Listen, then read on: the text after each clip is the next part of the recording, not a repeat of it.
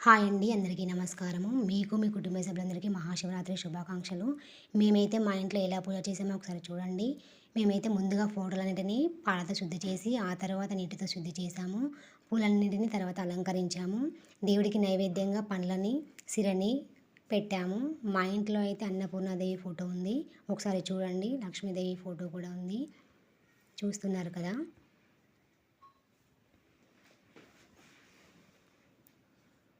సత్యనారాయణ స్వామి photo, Venkateswara స్వామి photo కూడా ఉంది.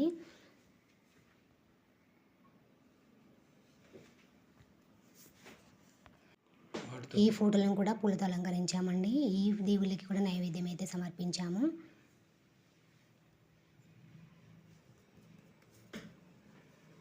చూశారు కదండి, శంకునికి అయితే అన్ని పూలతో అలంకరించి పండ్లని నైవేద్యాన్ని సమర్పించాము.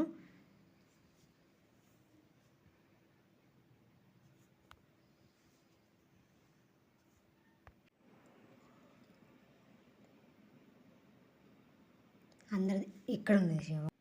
ఆ దేవుని ఫోటోతో పాటు సమ్మక్క సారక్క ఫోటోను కూడా అలంకరించాము. ఈ దేవతకు కూడా పూజ చేసాము, నైవేద్యం అయితే పెట్టాము. చూసారు కదా, మా ఇంట్లో వినాయకుడు కూడా ఉన్నాడు. ఈ వినాయకునికి కూడా మేము పూజ చేసాము. అభిషేకంలాగా నీటితో అభిషేకం చేసి పాలతో అభిషేకం చేసి. చూసారు కదండి, మేమైతే మా ఇంట్లో పూజ ఇలా చేసాము. మీ ఇంట్లో మీరు ఎలా పూజ చేశారో నాకు కామెంట్ సెక్షన్లో తెలియజేయండి.